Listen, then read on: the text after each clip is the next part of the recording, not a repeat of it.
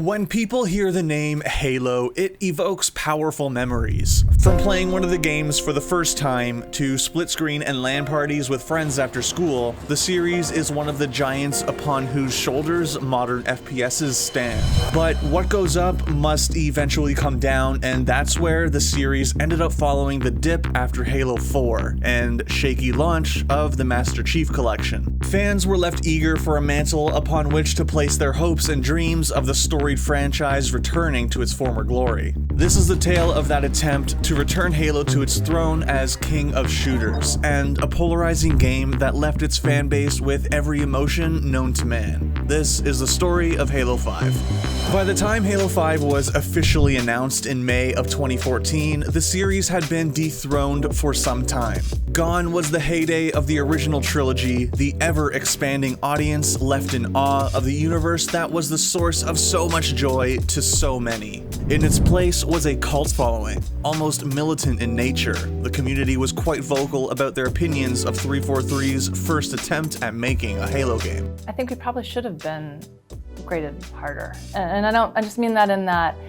like, what Bungie created with Halo, it's something that's not easy to, it's not like any developer can pick it up, and I think that it would have been hard for us to get reviewed without kind of, like, we weren't Bungie. So when the news of their second entry rolled around, fans were understandably apprehensive, and an E3 trailer for the multiplayer beta that advertised new Spartan abilities did little to quell fears. However, there was a bright spot. Alongside the trailers for Halo 5, 343 also announced the Master Chief Collection and a remastered version of Halo 2 titled Halo 2 Anniversary.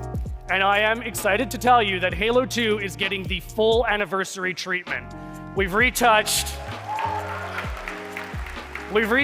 every part of the game, and of course you can switch from new to classic at the touch of a button. This led fans to believe that maybe the devs were listening to them. That while Halo 5 wasn't entirely going back to the classic feel, maybe the abilities weren't going to be as off the rails as allowing every player to have camo at the push of a button. Hope was furthered when early gameplay was shown a couple months prior to the beta on channels like Ready Up Live, along with a message that while it was a modern take on the series, it felt like Halo. The learning curve is different. This is unlike a Halo game you've played before, in a good way. This isn't totally out there. This is still a Halo game. It's still Halo. A sentiment that was echoed throughout the beta period and into the spring by various content creators and news outlets. Carrying through to launch, there was a cautious optimism. Propelled by an initiative dubbed Hunt the Truth, where audio logs were released weekly to elaborate on Master Chief's backstory in preparation for Halo 5's campaign. Promotional material and trailers seemed to allude to a story based on perspectives. A history is written by the victor take, and it certainly did its job. Hardcore and casual fans alike were clamoring for a chance to get their hands on the finished game. That looked beautiful. What the fuck? When the game finally dropped, it was a major critical success, earning 8s and 9s from outlets like IGN, Gamespot, and Metacritic. Despite the scores, there was one glaring weakness that decried unanimously by critics. But I feel misled, and I'm bummed out that all the Halo ads lied to us about what the story is. They pitched a story about, like, Locke versus Chief, and that's not present. It is simply not there. Chief's a traitor, I'm gonna go hunt him down, and it's positioned extremely antagonistically. The campaign that was so incredibly well marketed, to the point of making numerous gamers who weren't traditionally Halo fans excited to play it, was a complete misfire. Why is it marketed like that when at no point is there a boss battle of Spartan on Spartan action? How awesome would it have been if you were playing as Locke and you had to fight Master Chief and it was like a fucking boss battle against Master Chief? Holy shit, that would blow people's minds! From only getting to play as Master Chief for a couple of missions to the repetitive warden fights and a story that most deemed not up to the standard expected of the series, the campaign portion of the game was unanimously deemed a black mark on the game. So then why all the high scores? If a major portion of the game is that poorly executed, surely the scores should reflect that.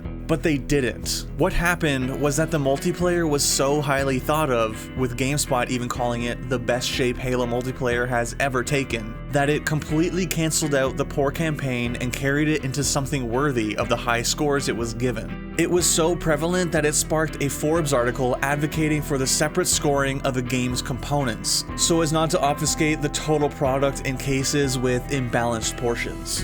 The general player base was also much more subdued in their criticism during the first couple of months. One of the main targets for critics was the playlists, specifically the lack thereof. Not the least of which was the glaring absence of Big Team Battle for 3 weeks until the update titled Battle of Shadow and Light added it alongside 4 Big Team Battle maps.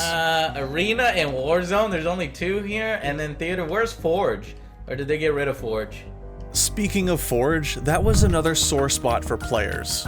Not only did they have to wait until the mid-December update, Cartographer's Gift, but to have the capability of Forge dangled in front of them for a month beforehand left players anxious. At the risk of becoming repetitive, it's cleaner to say that the first year of Halo 5's life wasn't warmly embraced by the community. Updates were slow, the added maps were poorly thought of to say the least, and there was a general lack of communication between the devs and the community. It wasn't until November of 2016, when old school Bungie employee Sketch came back as community manager, that there was even a glimmer of hope. This isn't to say Sketch is entirely responsible for attempting to right the ship, but it signaled a changing of the guard, so to speak. Almost exactly a month later, there was a massive overhaul to matchmaking with updated maps and settings.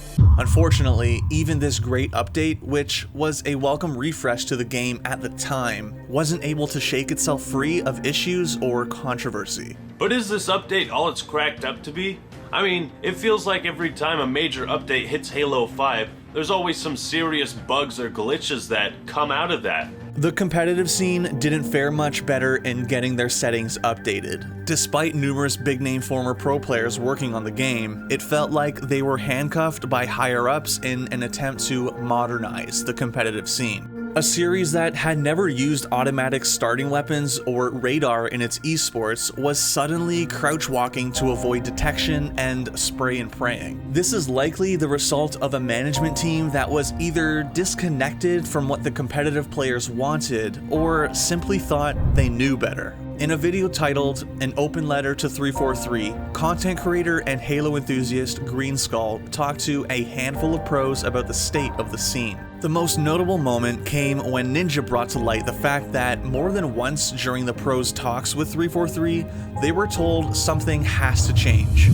We were in a pro call, and we were going over like the maps of like what worked, what didn't. And one of the maps that was brought up, everyone, like, it was almost unanimous. The pros were just like, no, that's good. Like, Overshield's in a good spot. Noob Combo's in a good spot. Like that's probably the map we shouldn't touch. And so it was like, well, something's going to change. So what is it?